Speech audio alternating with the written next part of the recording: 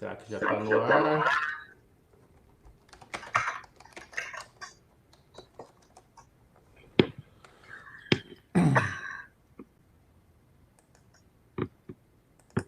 Tem alguém que está com caixa de som aí porque eu estou ouvindo eco da minha voz. Alguém não está usando fone?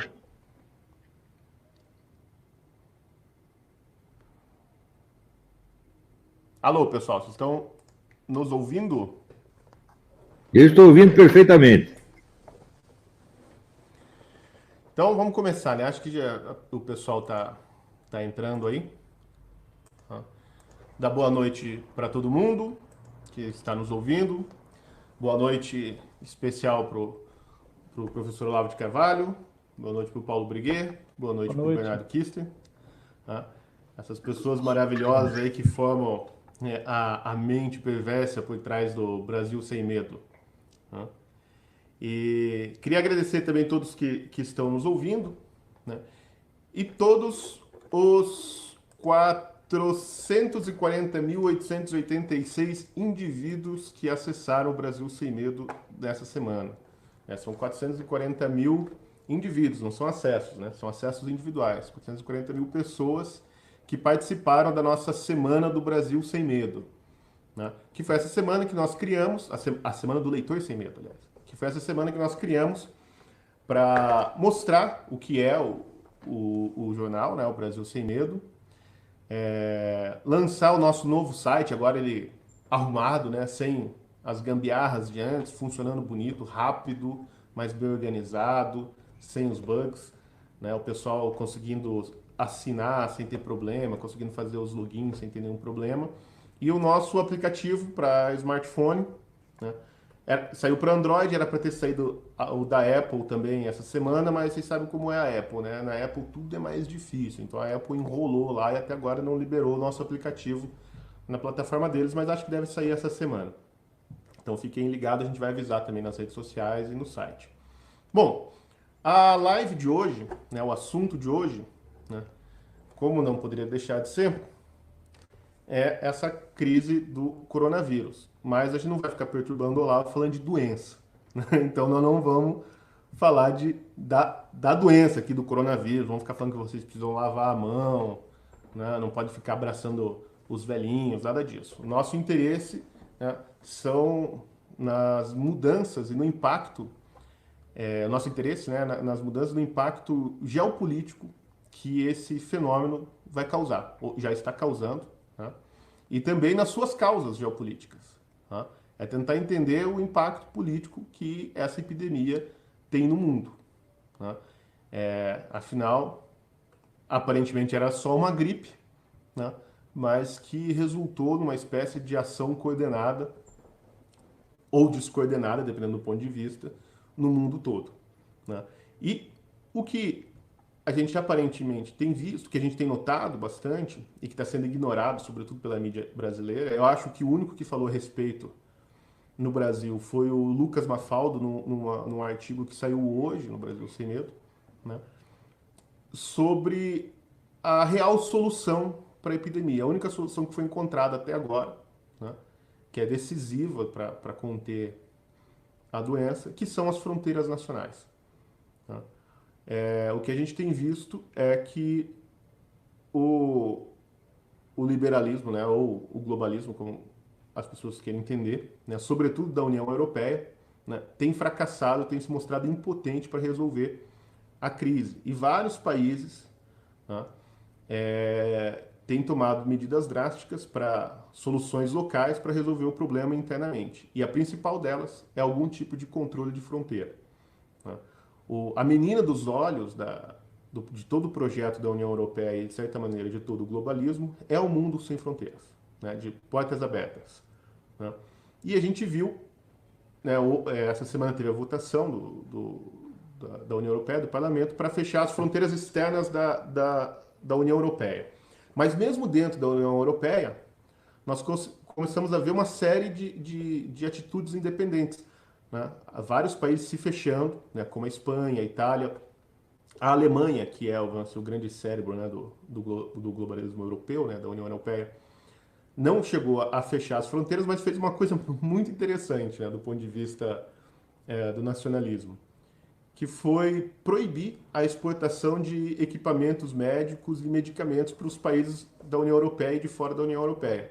Ou seja, a Alemanha produz uma série de equipamentos que são necessários, né, no tratamento de pessoas, né, que estão nos países com crise, com epidemia dentro da Europa, mas a Alemanha falou assim, bom, nós somos tudo aqui irmão, né, tudo globalista, tudo sem fronteira, mas no momento de crise, os alemães primeiro. Então não vamos vender equipamento, vamos segurar para o uso interno da população, né? E além disso, a própria Angela Merkel, ela admitiu que a coordenação entre os países deu errado e que, de fato, as soluções nacionais estão sendo mais eficazes do que uma solução de burocratas dentro do parlamento europeu, né? Além disso, teve duas declarações importantes. Uma foi me desculpe, eu esqueci o nome da parlamentar, mas ela é a presidente do Partido Nacional Populista da Finlândia, né, o partido da direita finlandês, o Partido Nacionalista, e ela é do Parlamento Europeu, né, e ela foi muito clara, assim, com a epidemia do coronavírus ficou claro que o globalismo entrou em colapso. E o Nigel Farage, na Inglaterra, escreveu um artigo no Daily Telegraph, né, comentando o mesmo assunto, do mesmo ponto de vista, dizendo que, né, agora mais do que nunca ele tem certeza de que a opção da Inglaterra de sair da União Europeia foi correta, né, demonstrando a incapacidade dos países europeus de se defender do coronavírus de maneira articulada, né, assim, a União Europeia, né. Ele termina dizendo uma frase que é muito forte, assim, agora somos todos nacionalistas. Então, esse é o assunto, né? E queria perguntar para o Olavo, né, logo de cara, como ele vê, né, essa situação toda, sobretudo, né, a situação em que a China nos colocou, né? A China criou o problema, né? O Eduardo Bolsonaro falou essa semana, a mídia brasileira tentou criar um escândalo, foi onde já se viu colocar a culpa na China, quando a mídia do mundo inteiro já tinha dito desde de fevereiro que a culpa de fato era da China, porque a China escondeu dados, passou informações imprecisas para a Organização Mundial da Saúde, o que atrasou muito as atitudes, né, para conter o avanço da epidemia dos países ocidentais. Então, se todo mundo inteiro sabe que a culpa de fato é da China, né, mas menos os jornalistas brasileiros. Então, assim, a pergunta que eu faço para você é como que você vê, professor, né, eu não sei se é orquestração chinesa, ou pelo menos a incapacidade chinesa de lidar com uma epidemia desse tamanho, esconder os dados, dado que é uma ditadura, onde as informações não correm livremente. E como você vê assim, a situação que a China colocou o mundo agora, né? Acho que está sem som aí. Eu não acho muito justo culpar unilateralmente a China, quando, obviamente, se trata do empreendimento do esquema russo-chinês, o bom e velho esquema comunista russo-chinês.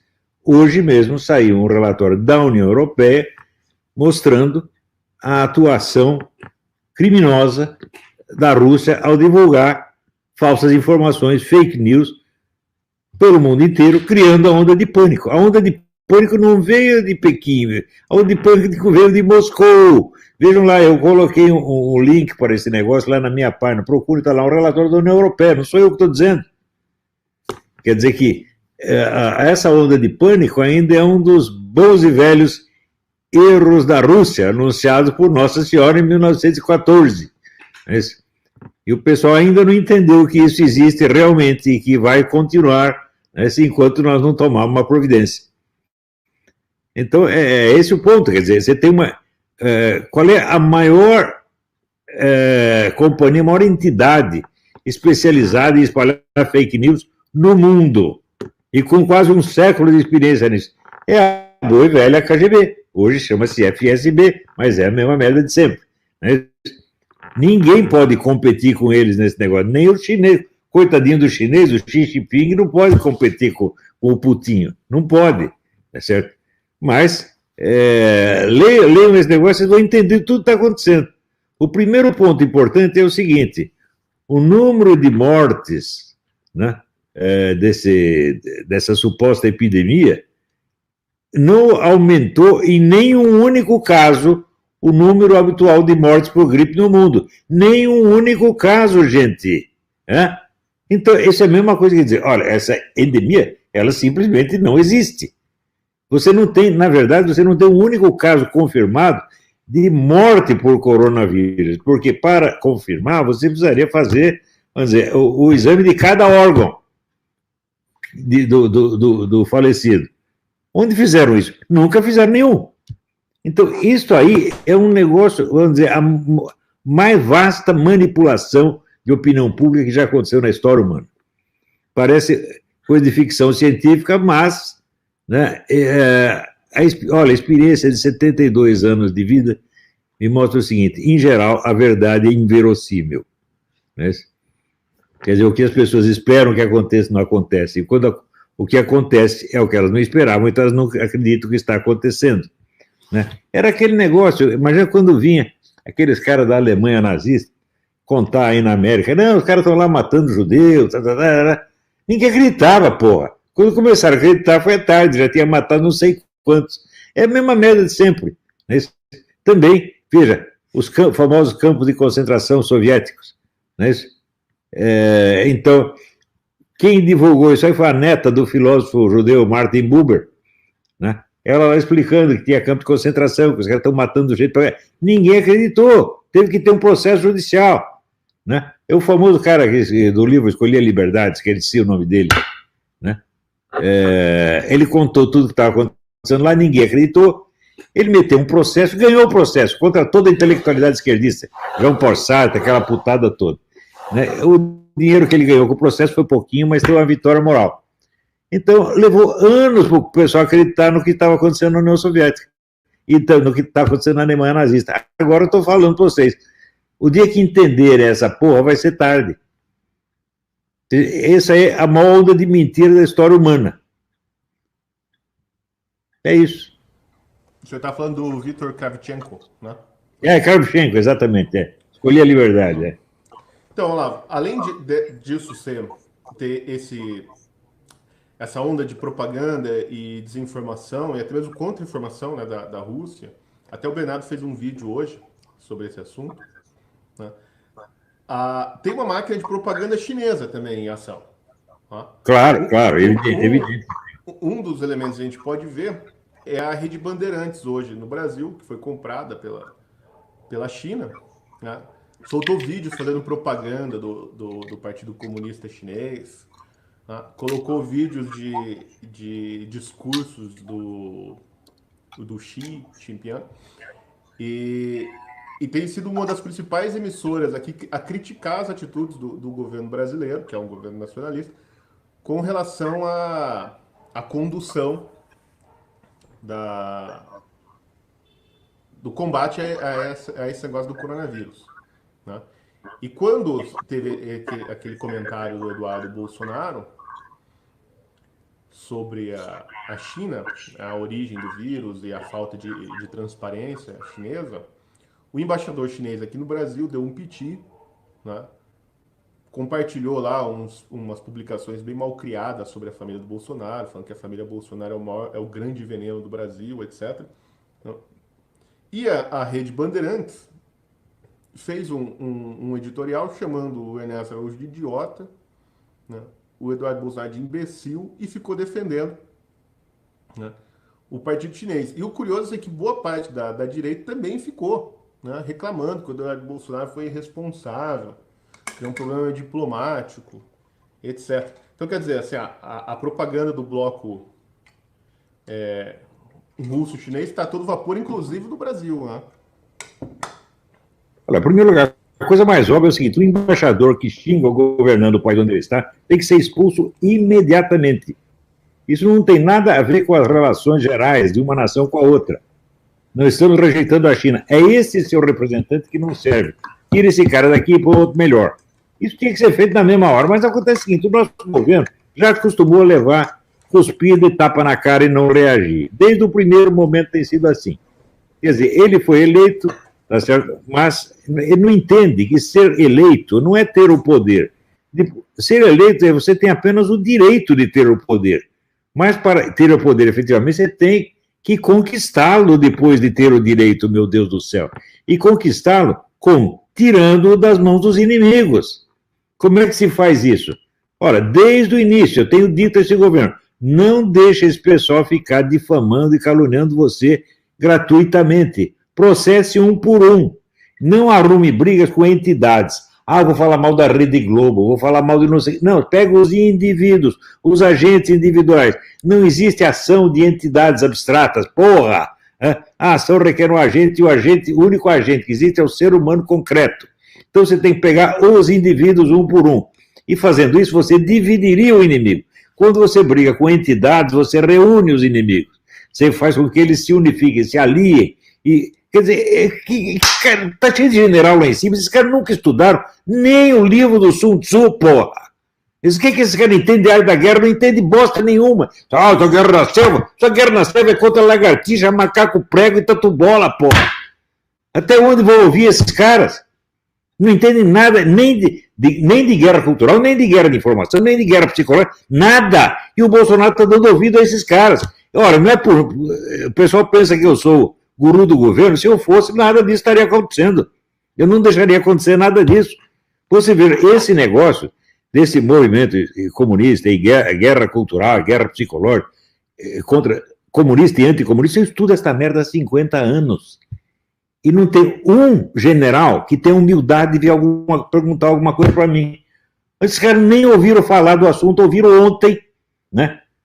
Ouviram a opinião de qualquer bunda mole, né? E segue, e acreditam nessa história de que a China, agora as nossas relações são puramente comerciais. É aquela pergunta do Garrincha, você já avisou o outro time, né? Você já avisou o chinês que você tem que parar com esse seu esquema, esse seu plano de dominação mundial, você tem que comerciar conosco como se fosse um outro país qualquer? Ele explicou para eles. Esses generais, esses assessores do Bolsonaro, não leram sequer os livros dos generais chineses que explicam o plano chinês de dominação mundial. Não leram nada, eles não sabem o que a FSB está fazendo hoje, não sabem o que o Serviço de Inteligência Chinês está fazendo hoje. Qualquer sargento do Serviço de Inteligência Chinês dá de 10-0 em todos os generais brasileiros reunidos. Tem que acabar com essa porra essa idolatria das Forças Armadas. Estamos alertas. Que palhaçada é essa, gente? Porra, vamos ser sinceros uma vez na vida. Acordem, porra. Então, veja, agora, é claro que esse seu Doriana, lá em São Paulo, e esse seu Saad, é claro que são traidores, não é traidores do Bolsonaro, são traidores da pátria, meu Deus do céu, estão vendendo o Brasil para a China. A atitude da China com relação aos países da América Latina, especialmente o Brasil, atitude colonialista. Veja, se o governo americano interferisse na política brasileira como os chineses estão interferindo, meu Deus do céu, a esquerda inteira estaria berdando contra o imperialismo americano, mas contra o imperialismo chinês pode. Ao passo que o famoso imperialismo americano está ausente do Brasil há 40 anos, pelo menos. Você não tem sequer a famosa, vamos dizer, diplomacia pública, né?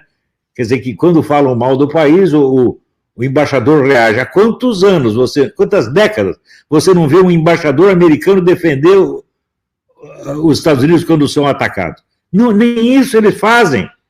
Quer dizer, o que caracteriza a ação americana no Brasil é a sua total ausência, né? Ao passo que o chinês está ocupando tudo, está comprando tudo. E não é de hoje, meu Deus do céu. Olha, eu já vejo, 20 ou 30 anos atrás, eu acompanhei certas negociações, os chineses comprando pedaços do estado da Bahia, que caberia o estado de São Paulo lá dentro. Eles estão fazendo isso há muito tempo e ninguém se tocou ainda. Mas você acha que isso é comércio normal? Não, isso não é comércio normal. O Brasil está se transformando, você não é apenas fornecedor de matéria-prima. Ele está na parte, como é que se diz, nessa negociação, ele é sempre a parte inferior. E quer ficar na parte inferior, por quê? Porque tem gente ganhando dinheiro com isso. Né? Os amiguinhos do Doriana estão tudo ganhando dinheiro com isso. E isso, para eles, é o que eles chamam de pragmatismo. Pragmatismo é dinheiro no bolso deles, porra. E o país que se dane, o país que se foda, o país que morra. Vocês não estão percebendo ainda? Né? Ô, generais, acordem, porra. Agora você vê que essa história de positivismo, de isentismo, estão malucos. Né? Ah, não pode ter ideologia. Falo, vai dizer isso para a esquerda. Por que só a direita não pode ter ideologia? Porque vocês trabalham para a esquerda, seus bosta. Não sabem, mas trabalham. Não tem ideia, não tem cultura. Veja, o cara que acha, por exemplo, que o comunismo é ideologia, fala, é um analfabeto. O comunismo é uma cultura mundial, meu Deus do céu, não é uma ideologia. Ele tem 500 ideologias lá dentro. Eu ontem mesmo estava comentando isso. Se você pegar, desde a Primeira Guerra Mundial, praticamente todas as narrativas da Primeira Guerra Mundial que se impregnaram na mente popular no mundo inteiro eram comunistas. Praticamente todas. Você pega lá, era o Gilles Vallée, o L'Enfant, era o Henri Barbusse, era o Máximo Gorki, era essa gente que produziu. A imagem da Primeira Guerra foi criada pelos comunistas. A imagem não que tem na União Soviética, a imagem que tem nos Estados Unidos, que tem na Inglaterra. Quer dizer, quando você pega a força da influência soviética na literatura ocidental, você veja, eu escrevi uma vez um artigo, A Mão de Stalin está sobre nós. Veja, o pessoal pensa, esquema gramsciano caralho. Quando o Gramsci começou a pensar essas coisas, o Stalin já estava fazendo muito antes. Perto do Stalin, o Gramsci era um bosta, era um coitadinho, tá entendendo? Quem inventou a ofensiva cultural soviética, inventou e colocou em ação foi o Stalin muito antes de que, coitado do Gramsci, parasse de usar fralda. Tá entendendo? Então, agora, se os próprios interessados nisso aí, os caras que são representantes da inteligência nacional, né, generais, brigadeiros, etc., não sabem nada disso, nós estamos ferrados, gente. O problema do Brasil é isso, é a ignorância. É ignorância orgulhosa. Eu até estava lembrando, quando morava em Petrópolis, a gente conhecia um menininho que dizia assim, eu sou burro com muito orgulho. Sabe como ele terminou? Ele arrumou um emprego no narcotráfico e morreu baleado. Quer dizer, justificou o orgulho de ser burro. Quando ele vê um sujeito inteligente e culto, esse pessoal odeia. Eles têm ódio ao conhecimento. E ódio aos portadores do conhecimento. Mas eles adoram o portador de títulos. Isto sim. Então, é tudo uma questão de ascensão social. O conhecimento não vale bosta nenhuma. O que vale é assim, qual é o cargo. Né? Então, toda essa mentalidade vai acabar com o Brasil, gente. Eles vão dar ouvido para o quê? Paulo Roberto de Almeida, que não sabe nem que existe uma política globalista. Mas ele é professor não sei do que, na universidade da puta que eu pariu. Então vamos acabar com essa palhaçada, gente. Ou nós começamos a encarar os problemas seriamente e paramos com esse culto das posições, dos cargos, dessa beleza exterior, ou o Brasil vai acabar. Você acha assim que o Doriano liga alguma coisa para o Brasil? Esse cara só quer saber do dinheiro dele, meu Deus do céu. Vocês não perceberam ainda? Quer dizer, o cara que num dia está lá, Bolsodória, tá, e no dia seguinte já está querendo matar o cara, fala, porra. Se ele mudar de ideia, por exemplo, ele trair uma aliança, eu digo, bom, pelo menos deixa passar 10 anos, né? Quer dizer, eu fui mudando de ideia. Tá? Não, do dia para a noite. Ele, a Pepa, não sei mais quantos, esse Futa, cara ridículo, que nem o pinto dele é de verdade, porra. Como é que leva o cara a sério, porra? Quer dizer, onde aparecem essas figuras grotescas, né? Você veja, vamos lembrar uma coisa, gente, nós elegemos presidente da República um estuprador de cabritas, O cara confessa que comia cabrita e todo mundo vota nele. E pior, a revista Veja botou uma vez ele na capa, ele fazendo imposição de mãos nos coitadinhos do Nordeste. Era o poder curativo dos reis, era Luís XIV abençoando lá o povão. Veja, nós chegamos a esse ponto, porra. O que você espera que aconteça depois disso? O que vocês acham? Tem alguém no governo capacitado para discutir com o chinês? Não tem.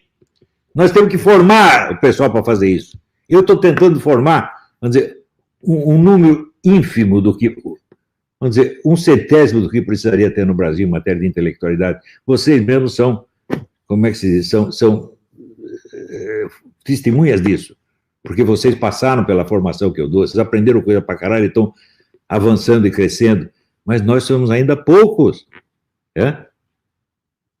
Então, é isso, gente, é isso que eu acho. Acho que o Bernardo e o Briguet querem fazer uma pergunta para o senhor lá.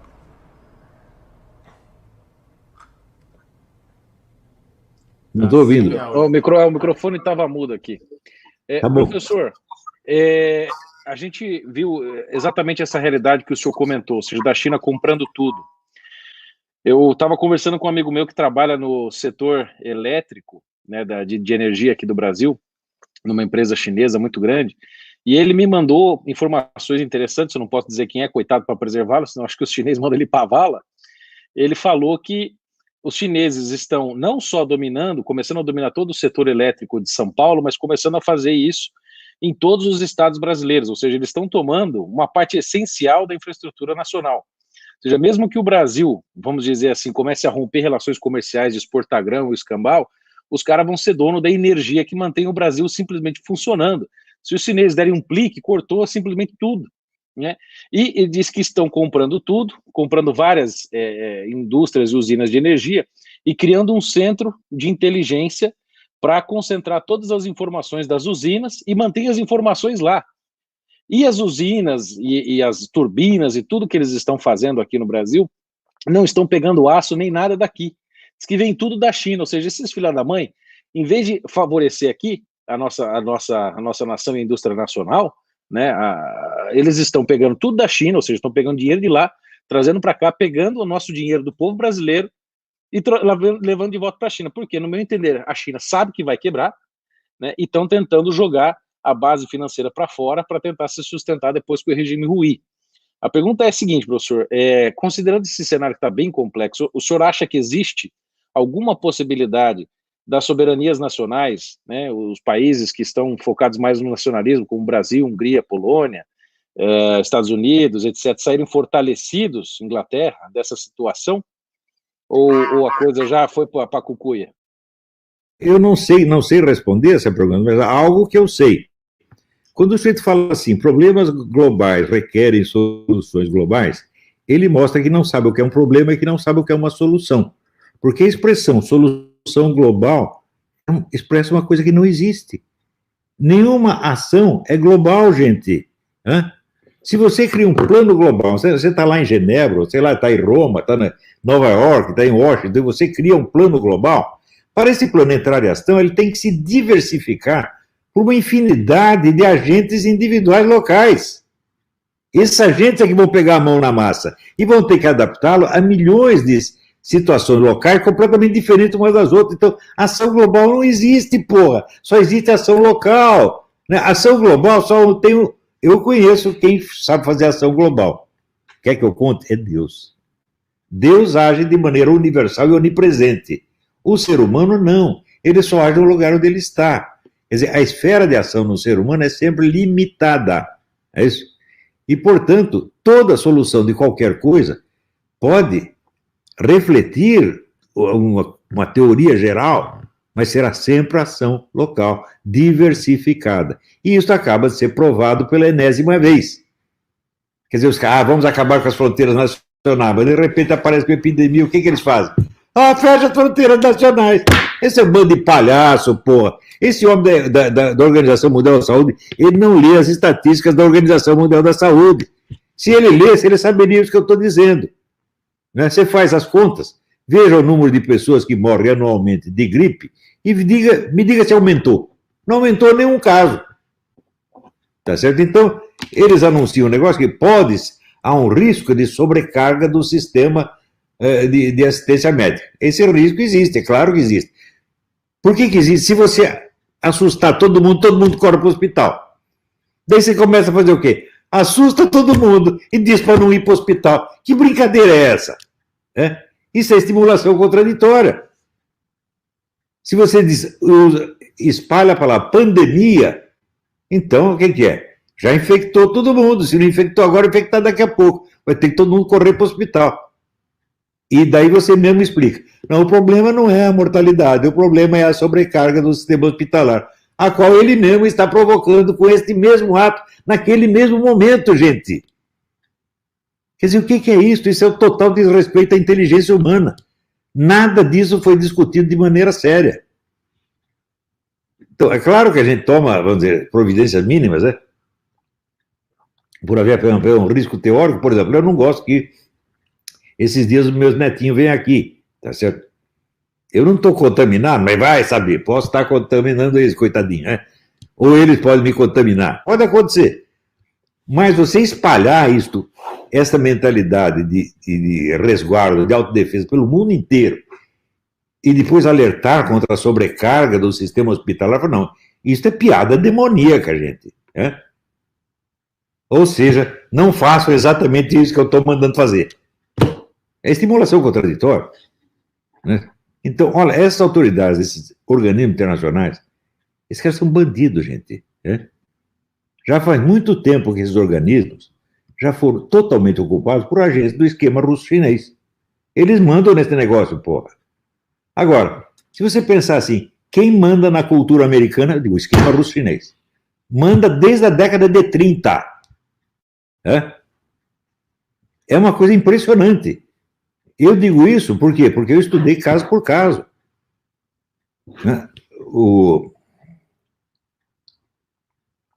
Se você pegasse o número de escritores importantes americanos que foram agentes ou colaboradores da KGB, é um negócio assombroso. Você lê o livro da Diana West, American Betrayal, você vê que falar de infiltração, chamar de infiltração o que houve no governo russo, é eufemismo, não houve infiltração, houve ocupação.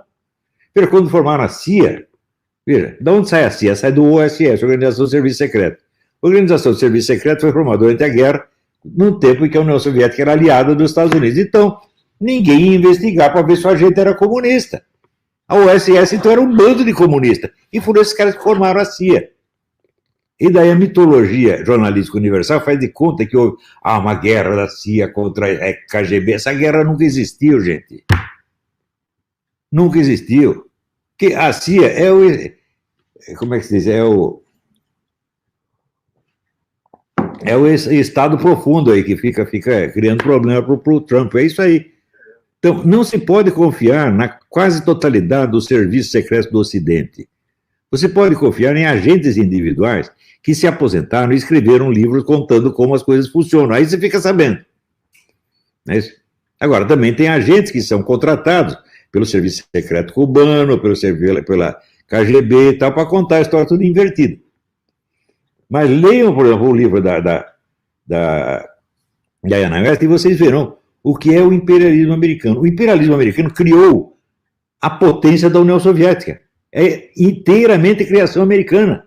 A economia soviética, você veja, qual era o sistema econômico da União Soviética? Vou responder você, ninguém sabe. Por quê? Porque todas as estatísticas soviéticas eram falsas. Todas. Né? Se tem alguma, está escondido na KGB, mas ninguém sabe. Agora, o que se sabe, se você ler o livro da Diana West, você vai ver que os Estados Unidos ajudaram a União Soviética mais do que ajudaram qualquer outro país. E nunca receberam um tostão de volta. Eles criaram o poder soviético. E o poder chinês foi criado por 3 pessoas. Richard Nixon, Henry Kissinger e Bill Clinton. Nenhum dos 3 foi fuzilado até hoje.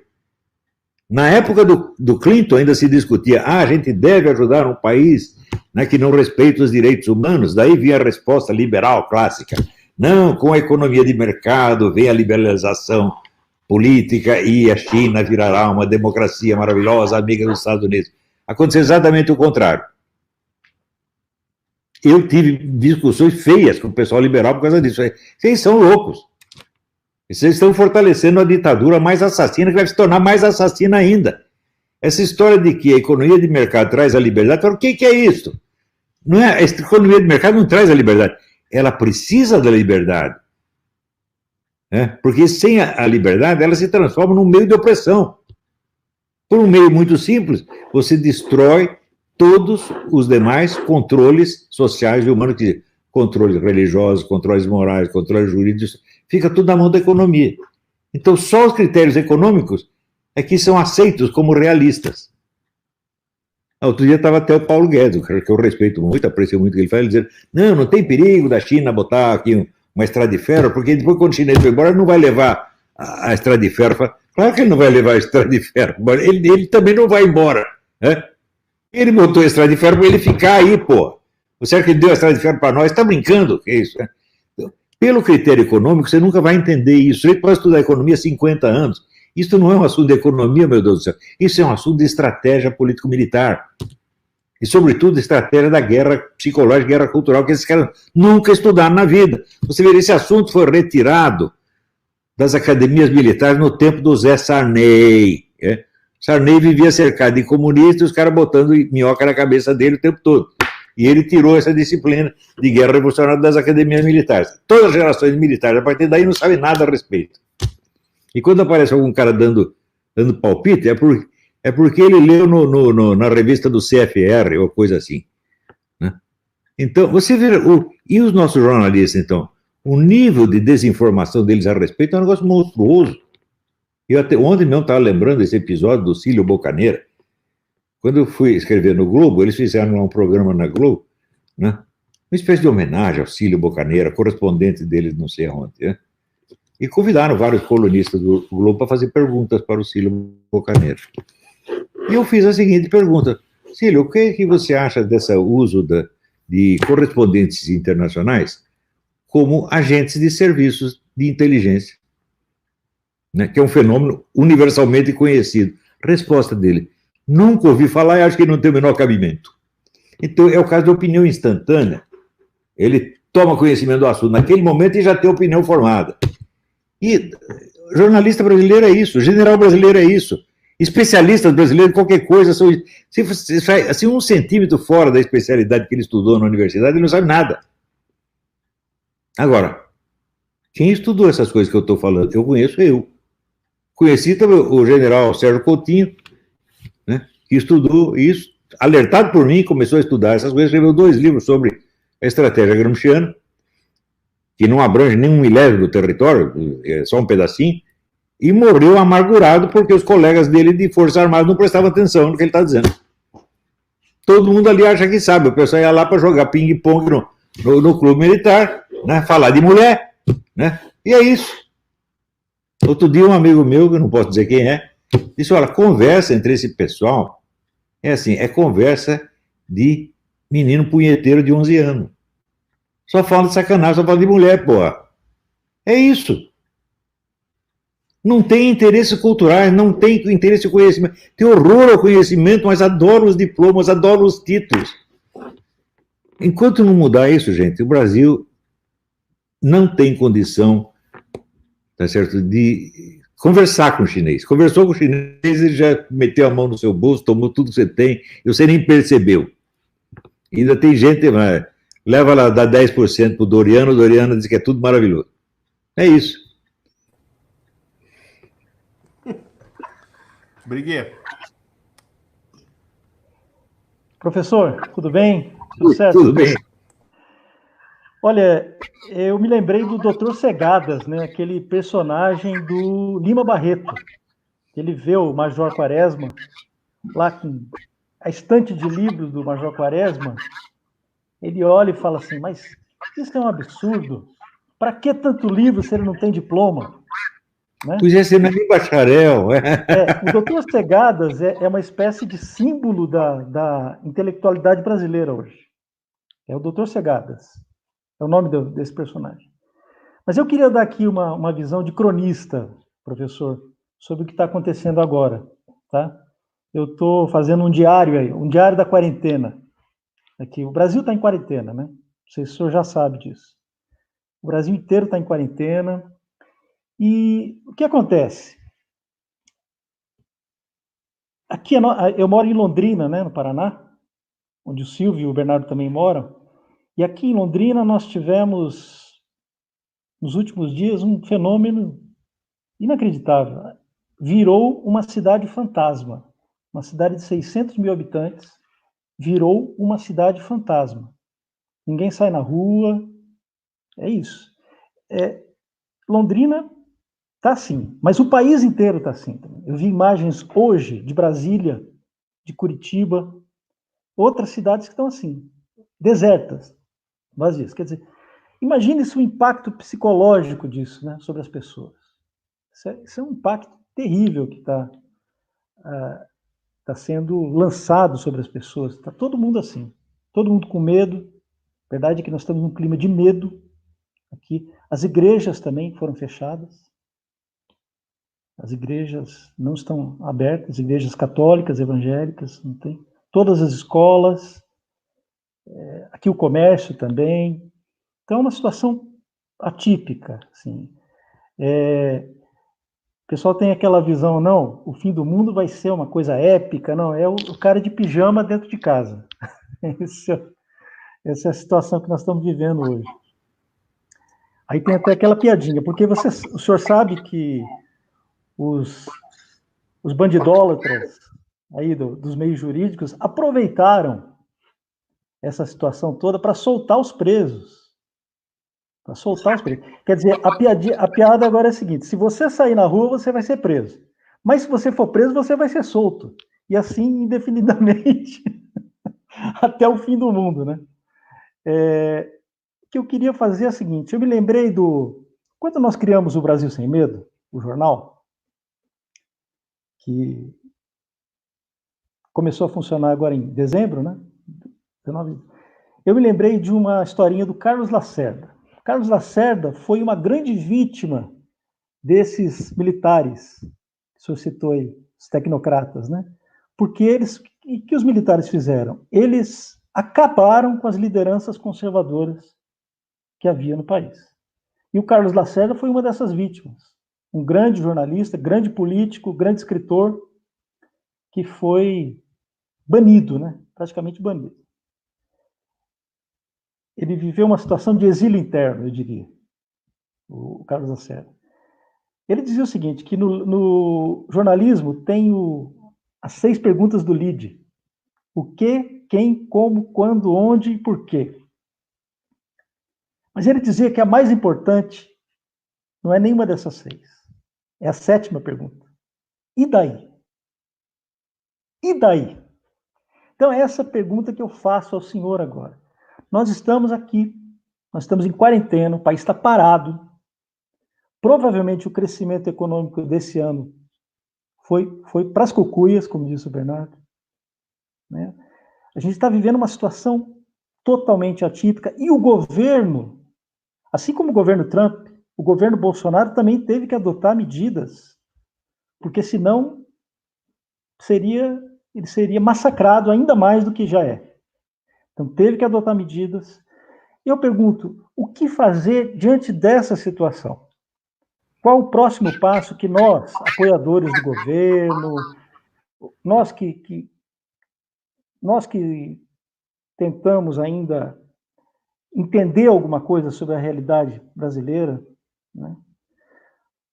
O que a direita brasileira, o que os conservadores brasileiros devem fazer a partir de agora? Olha, Quais as medidas imediatas que nós devemos buscar? agora eu vou confessar um negócio. Eu também já não sei mais. Eu sabia o que fazer. E até dei algumas sugestões. E eu expliquei. É o seguinte, você ser eleito não lhe dá o poder, apenas lhe dá o direito de exercer esse poder, tão logo você conquiste os meios materiais de exercer o poder. Você ter um cargo é apenas um meio jurídico. Quer dizer, você tem o direito, mas não quer dizer que você tenha o poder. O poder você tem que tomar das mãos de quem o tem. Poder é meios de ação. Quem tem os meios de ação?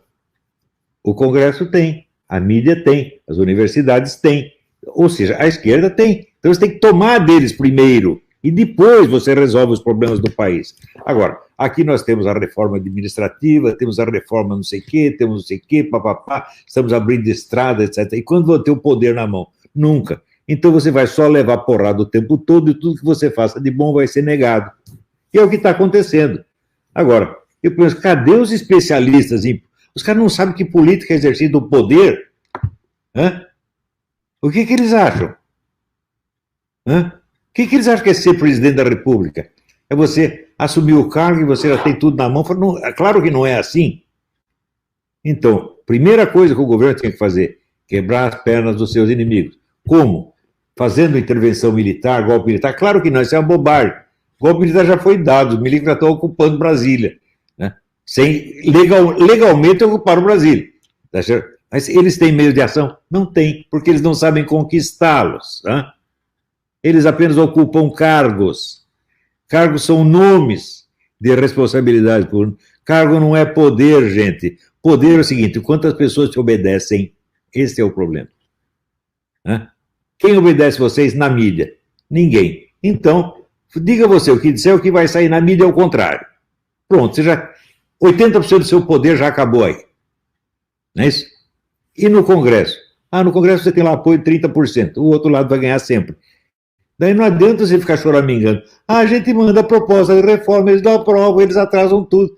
Fala, pô, por que você não meteu... Pega a lista de todos os políticos envolvidos em falcatrua, processa todos, na hora que tiver 10 processos nas costas de cada um, eles vão ficar bonzinhos. Jornalista, a mesma coisa. Não saia falando mal da Rede Globo, porque aí você unifica o poder da Rede Globo. Todos os caras que trabalham lá vão tentar defender a organização para não perder emprego. É óbvio. O que você faz? Ataque indivíduos. Seu fulano, dona fulana. Pega lá os processos, você pode não ver, os caras movem o processo, 10 processos nas costas, um em cada estado, o sujeito está desativado. Era uma coisa simples de fazer. Eu tenho outras ideias também que se pode usar. Não vou contar para não entregar o serviço. Mas, se viesse me perguntar, eu teria dito isso. Agora, a mídia fica dizendo que eu sou o guru do governo, porque ela sabe que eu não sou. E porque ela morre de medo de que eu me torne isso. Então, para evitar que essa tragédia aconteça, eles já dizem, isso é tudo culpa do guru do governo, seu Olavo de Carvalho. É um negócio impressionante. Outro dia eu não veio essa besta desse rapaz lá do cara não sei o que de Castro Rocha, dizer que tudo que eu escrevi sobre guerra cultural é baseado no Orville.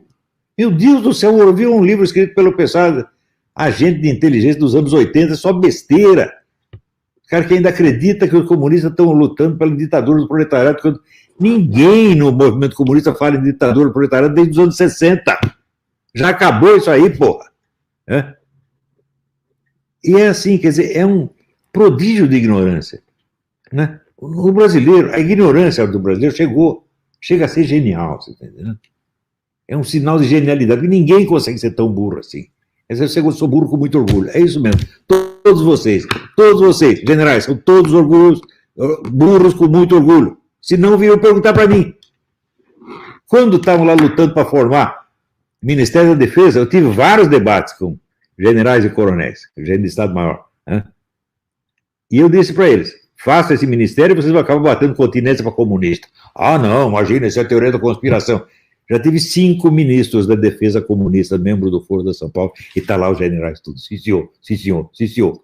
Ainda elogiando os caras. O que vocês entendem de política, de guerra cultural, de guerra? Nada. O que você entende de guerra? Entende guerra na selva contra macaco prego e tatu-bola. É isso.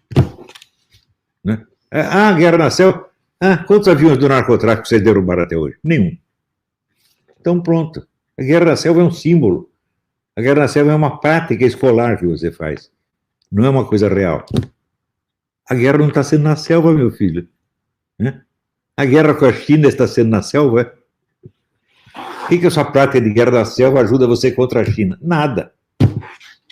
Se Cuba fosse invadir o Brasil pela Amazônia, sim. Mas Cuba não vai fazer isso. Não fez, não está fazendo e não vai fazer, porque não é louco. Então, tudo que os milicos estão aprendendo não é o que precisaria saber. O senhor tem muita razão nisso, Olavo.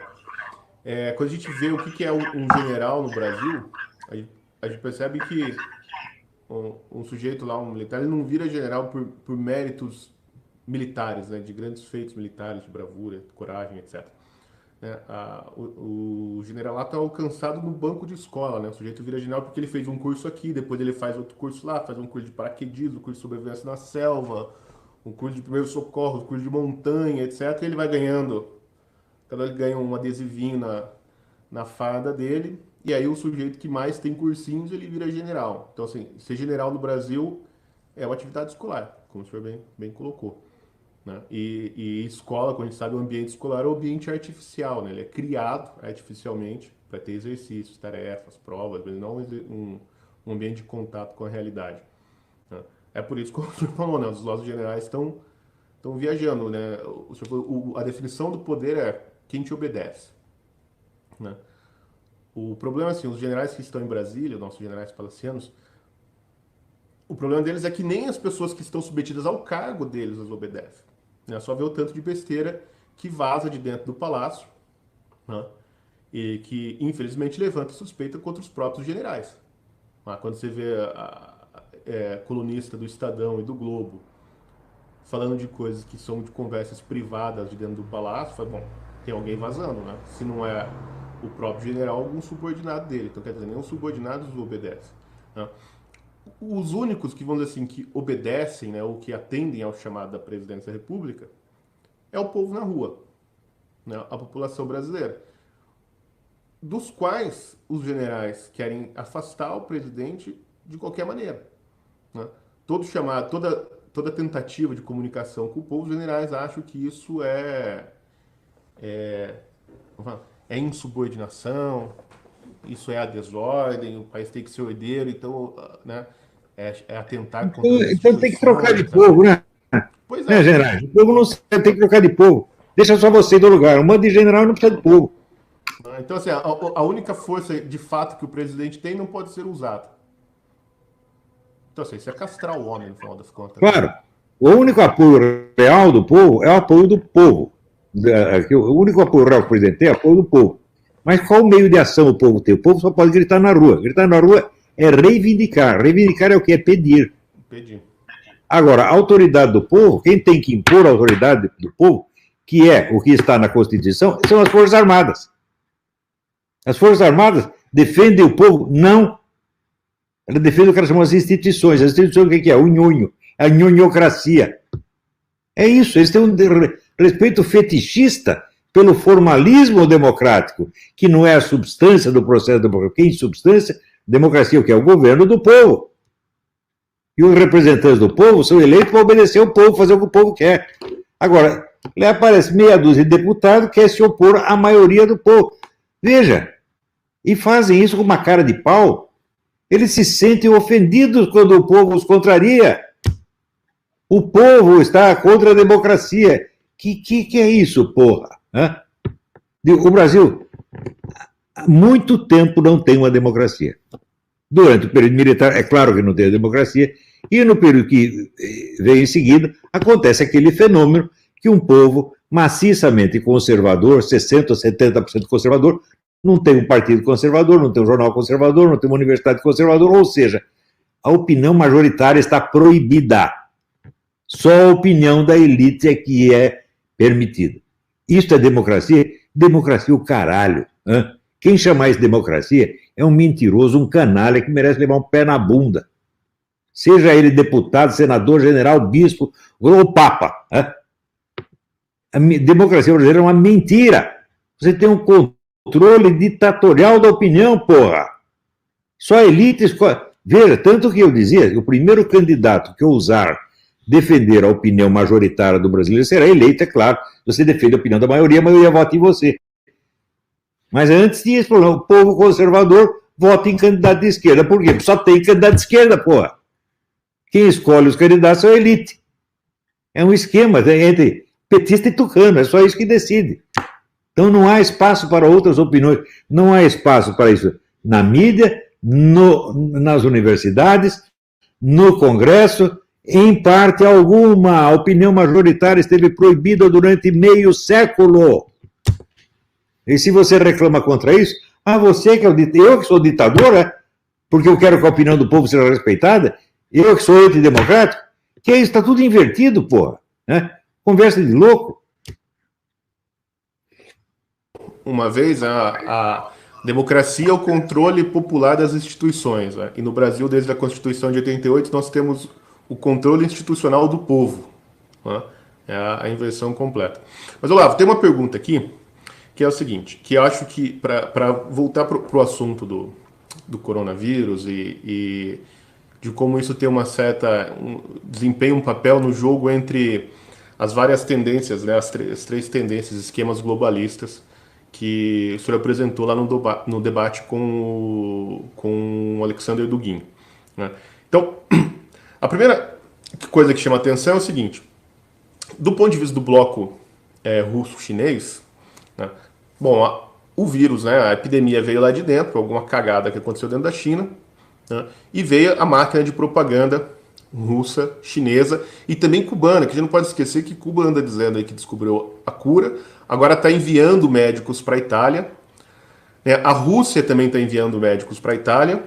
E a China, como a Alemanha parou de vender equipamentos médicos para tratar dos seus próprios doentes, a China agora começou a exportar e emprestar respiradores, medicamentos, equipamentos, etc., para a Europa, para salvar a Europa. Né? E hoje o discurso da China, né, hoje mesmo, no dia de hoje, é que, assim, não, agora a gente até tem uns casos novos de coronavírus, mas é do pessoal que está vindo da Europa, a gente já tinha se livrado, e agora os europeus e o Ocidente estão trazendo o vírus de novo para nós. Né? Então, assim, o discurso do bloco comunista já está armado de que eles são, de fato, os salvadores da pátria, como o senhor colocou, né? Desde da Primeira Guerra Mundial, né? Os comunistas, o movimento revolucionário tomou a frente da narrativa, eles que contam a nossa história. E agora parece que eles estão recontando novamente, né? Apresentando o que, né, no final das contas, o bloco russo-soviético, russo-chinês é a solução dos problemas do Ocidente, da incapacidade de ação do Ocidente, né, junto com Cuba. Né?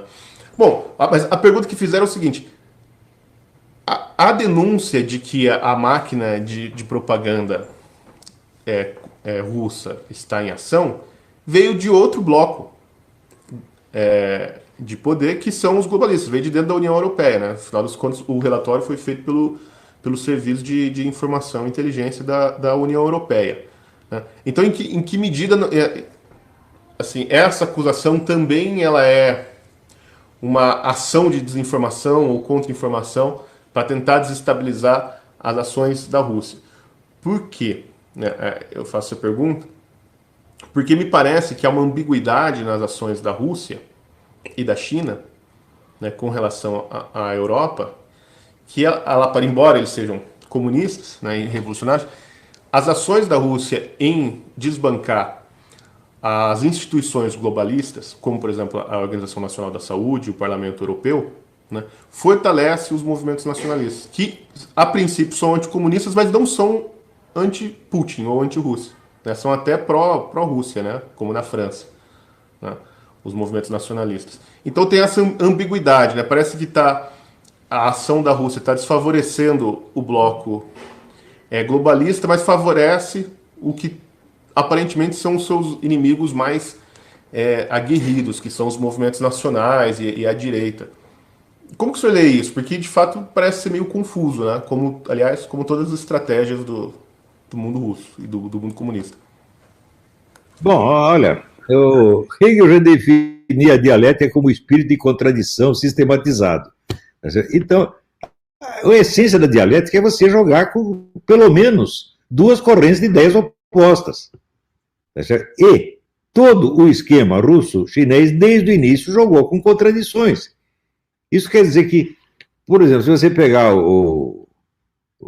pega qualquer programa de qualquer coisa, movimento gay, o pessoal comunista é a favor ou contra? É a favor e contra ao mesmo tempo, meu Deus do céu. Vai usar o movimento e a oposição a esse movimento como forças para produzir um terceiro resultado, que é do interesse nem dos gaysistas, nem dos anti-gaysistas, mas que é de interesse do movimento comunista. Eles fazem isso em tudo. São globalistas ou nacionalistas? Ora, meu Deus do céu. Desde o início você vê, né, a presença desses dois elementos na estratégia comunista. Eles fomentam o nacionalismo e fomentam o globalismo. O que interessa para eles é o seguinte, é manejar o sentido total da história. É uma coisa que ultrapassa infinitamente a capacidade dos nossos economistas e sociólogos, etc., etc., né? Que pensa assim na escala da sua especialidade e do seu momento. Mas eles não, eles estão pensando no movimento global da história humana. Eles dirigem isso, é isso que eles querem dirigir. Claro que falham, claro que às vezes fazem cagada, dá tudo errado, mas eles têm a capacidade de manipular isso e de jogar com essas oposições que tanto encantam e fascinam o público ocidental. Por exemplo, você é a favor ou contra o gaysismo? Você entrou nisso, você já é um idiota. Porque esta oposição foi criada justamente para manipular vocês, porra. Então, eles tiram proveito do gaysismo no Ocidente para debilitar a cultura cristã. e usam do anti-gaysismo na Ásia e na África, né, para ganhar os corações dos conservadores lá. Eles fazem isto. Por que você acha que eles apoiam no movimento gaysista em Nova York e apoiam os matadores de gays no mundo islâmico? Ora, pô, eles sabem o que estão fazendo. Quer dizer que eles não são nem gaysistas nem contra, eles usam os dois lados. Porra! Tem gente cuja impossibilidade de pensar dialeticamente é visceral. Não consegue pensar duas correntes de ideias ao mesmo tempo. Não conseguem.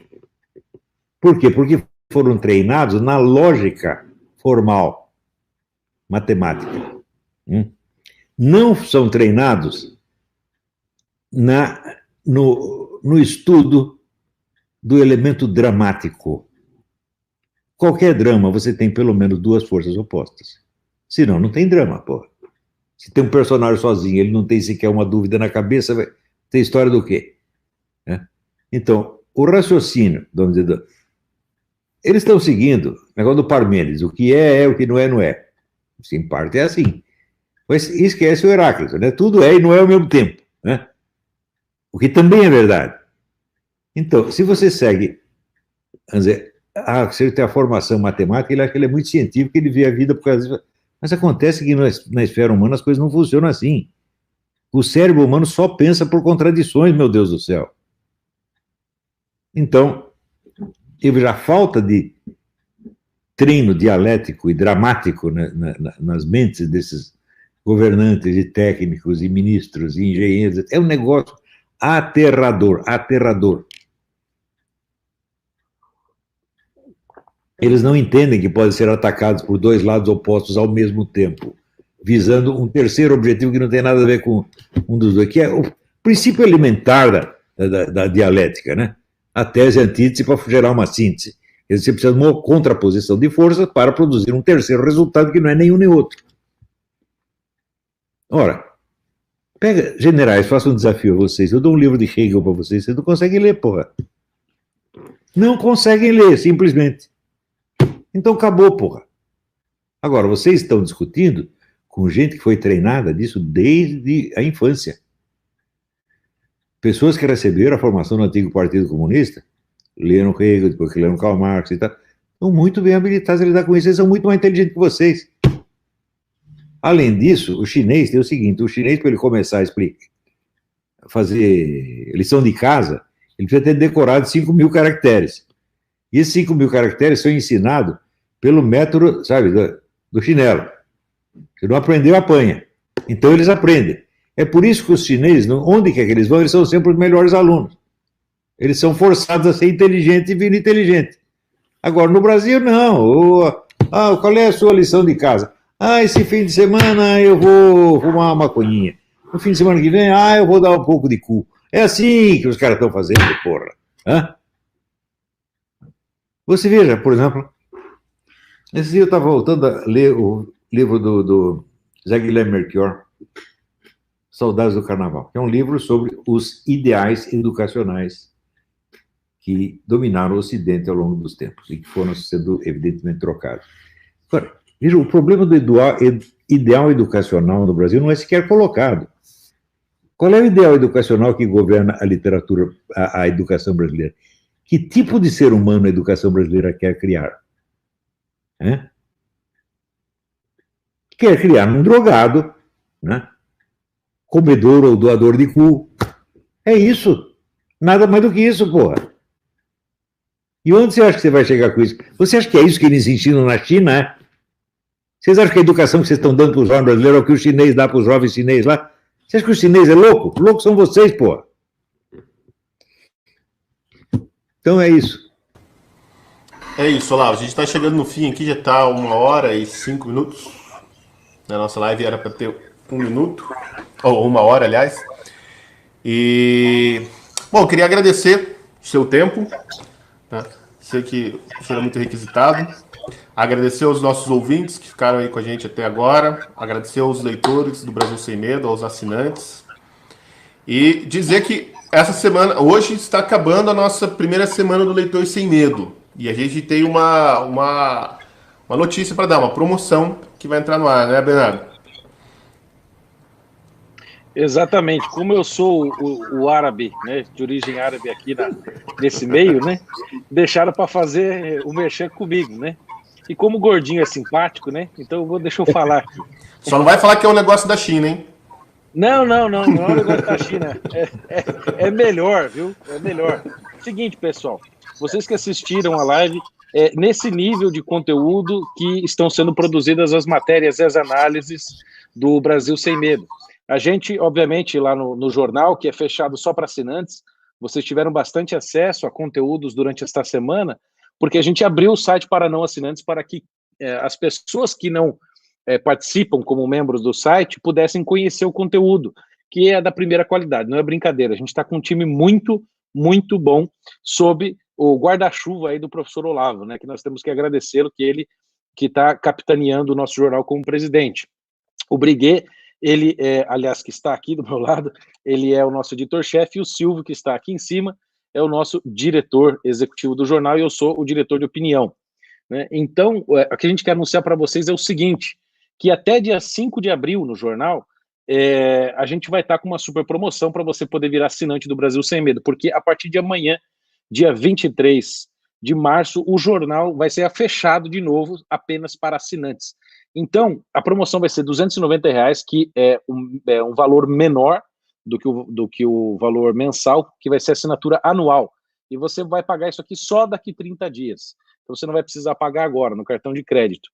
Então, tem um link no chat que está rolando, vocês podem ver quem está assistindo a live agora, e você clica nesse link e pode fazer a sua assinatura do jornal e pagar R$290 por ano, que é um descontão que a gente está dando de presente para vocês até o dia 5 de abril, para ter acesso a informações com a qualidade que vocês viram aqui nessa live. O time está muito bom, a gente tem vários colunistas, e também tem as matérias diárias comentando a política baixa e pútrida brasileira, e também os assuntos mais elevados, com alguns artigos muito bem produzidos, como, por exemplo, o do motorista do Uber, ou o próprio Fábio Gonçalves, tem o Nando também, a equipe com a Yasmin, está muito boa, e vocês que gozaram e gostaram bastante das matérias nesta semana, vão poder, depois de amanhã, se assinarem o jornal, continuar acompanhando tudo nas nossas redes sociais também, no Facebook, no Twitter, no Instagram.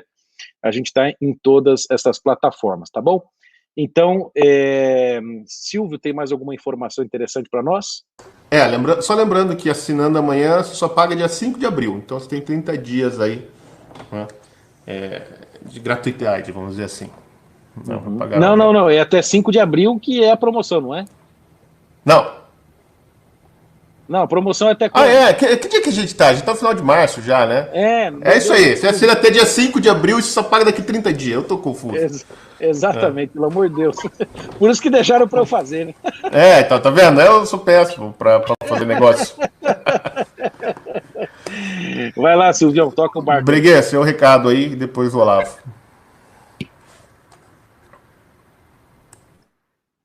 Não estou ouvindo. Opa! Liga o microfone aí. Opa, tá ligado.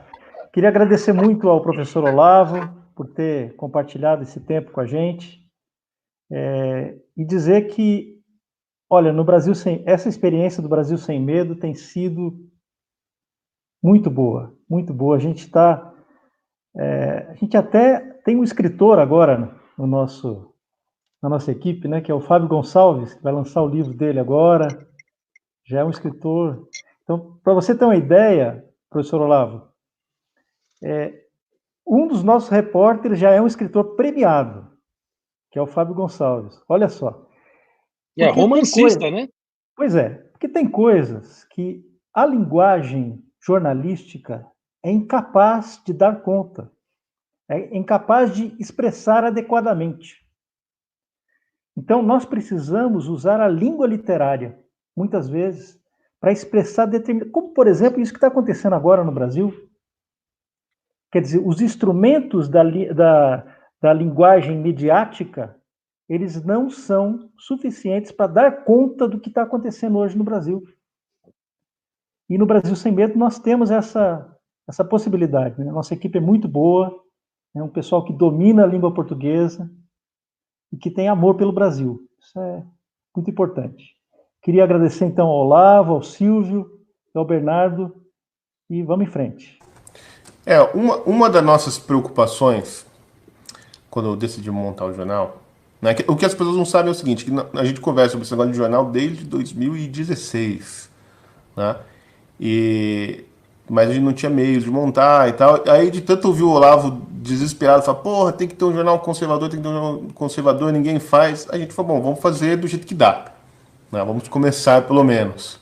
Tá? Mas uma das nossas preocupações não é só, óbvio, a gente tem preocupação com a informação, a gente tem preocupação em dar a informação essencial, né? A gente não quer bombardear o leitor com um monte de notícia besta, né? Com fofoca, etc. Assim, a gente quer dar o que o cara realmente precisa ler para ficar informado, pelo menos sobre o Brasil, né? Mas uma das nossas preocupações básicas, acho que orienta, sobretudo porque somos todos alunos do Olavo, né? Então acho que isso é uma preocupação de quase todos os alunos do Seminário de Filosofia e dos alunos do professor Olavo, podemos dizer assim, que é reestabelecer a linguagem pública brasileira, que foi destruída pela mídia. A mídia tradicional, né, acabou com a linguagem. Não é assim que acabou com o português, que eles escrevem errado. Não, assim, a língua que as pessoas leem todos os dias, né, a língua da imprensa, né, ela não se refere a mais nada. Ela não tem mais um referente na realidade, né? Então, se os formadores de opinião não falam mais de coisas reais, né, e falam, sobretudo, de medo, né, de estados emocionais, né, do opinador, etc., né, como que você vai criar um debate sobre o país? Como que a gente vai discutir, como o Olavo falou, né, qual é o ideal de ser humano que a educação brasileira quer formar? Né? Qual é o futuro de país que queremos ter? Qual é o nosso projeto nacional? Né? É impossível discutir isso com essa linguagem porca da imprensa brasileira. Né? Não é que isso é uma linguagem desleixada. É uma linguagem, como diz os franceses, né, é a língua de pau. É uma linguagem que ela não diz mais nada, ela é feita de clichês. Né? E quando você vê as pessoas discutindo na mídia, você fala, meu Deus do céu, elas estão falando do quê? Né? Qual é a experiência real do que essas pessoas estão falando? Né? Ô, Silvio, que ninguém se reconhece. Isso aí parece muito aquela mulher lá que a gente viu hoje aí, né? Da CNN, falando assim, olha, tem 62 casos no Rio de Janeiro e as pessoas estão muito maus, mas tem muito mal no hospital. Mas tem um caso que o cara estava muito mal e aí ele veio a falecer. Mas daí agora ele deu uma melhorada e está entubado. É verdade. O cara ressuscitou. Ele morreu, mas agora ele tá um pouco melhor, já tá entubado, tá respondendo ao tratamento. São os milagres da medicina brasileira, né, e da mídia. A CNN já chegou fazendo milagre. Então, assim, a imprensa criou a própria mídia criou um déficit mental que é causado pelo uso, né, corrupto da linguagem. Né? E uma das missões que o Brasil Sem Medo se colocou desde o início é recuperar a discussão pública brasileira por meio da restauração da linguagem, ou seja, falar algo que faça sentido. Não é falar o que o povo quer ouvir, mas é falar o que faça sentido. Fala assim, pô, o que a gente está falando, né? As pessoas leem e falam, é isso aqui mesmo que está acontecendo. Mas, Silvio, é falar de objetos reais. A nossa próxima missão, você sabe qual é? Sabe qual é a nossa próxima missão? Qual é? Encontrar a fronteira do Brasil com o Chile. Bom, tem essa também. Toda a nossa equipe de reportagem atrás disso. Eu preciso encontrar, cara. É um desafio para essa semana. Então, foi por isso, por exemplo, que a gente criou a coluna do motorista do Uber, né? O motorista do Uber virou um personagem famoso aqui, né? Que, como vocês se lembram, quando teve a entrevista com o Sérgio Moro no Roda Viva, né, a jornalista do Estadão mandou essa. Né? Eu estava vindo para cá e conversei com o motorista do Uber, ele disse que o senhor vai virar presidente da República e vai ser impeachmentado. Eu falei, pô, o motorista do Uber é o maior comentarista político do Brasil, né? E aí, a coluna do motorista do Uber é de humor, né? O que a gente faz? O nosso colunista, o motorista do Uber, ele recorta as manchetes detrimentais da imprensa brasileira e comenta fazendo piada, porque é a única maneira de tratar essa gente, né? É pelo humor, né? O nosso exemplo lá é o Karl Cross, né? É fazer a zoeira em cima dessa mongolice que virou a imprensa brasileira. Então tem coisas assim que parece que são engraçadas, mas quando você vê no volume, assim, é preocupante. Quando você vê, por exemplo, o Guilherme Amado colocando lá como manchete assim, inimigos de Sérgio Moro dizem que Bolsonaro pode demiti-lo. Aí o subtítulo, né, da manchete. Os funcionários de dentro do palácio dizem que Bolsonaro pode demitir Sérgio Moro se ele der motivo. Não dá pra dizer que é fake news, né? A gente fica até feliz que se o Moro der no motivo, o Bolsonaro tem mais que demitir. Mas o acúmulo dessas besteiras, o volume é tão grande que a gente começou com uma coluna por semana, agora temos duas, né? Porque a produção de besteira da imprensa é muito grande. Né? Para que a gente faz isso? Para tentar, de fato, restaurar essa linguagem, mostrar assim, que as pessoas estão falando besteira atrás de besteira. E obviamente, vai todo mundo ficar maluco. Então, o Brasil Sem Medo, gente, ele não é só apenas um jornal, a gente tenta ser também uma vacina para a inteligência brasileira. Né? Guiados, orientados, sempre sobre tudo aquilo que a gente aprendeu, né, ao longo desses 11 anos de curso online de filosofia do professor Olavo. É isso, professor. Dá o seu recado para os nossos espectadores, nossos leitores, que já estão se passando da hora. Então é isso aí, gente. Olha, muito obrigado a vocês três, né, o Paulo, o Bernardo, o Silvio. Né?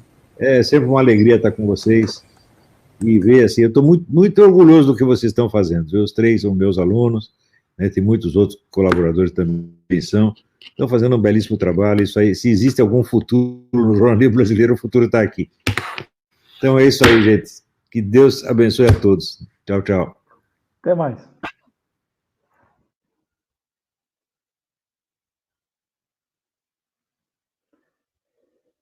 É isso então, pessoal.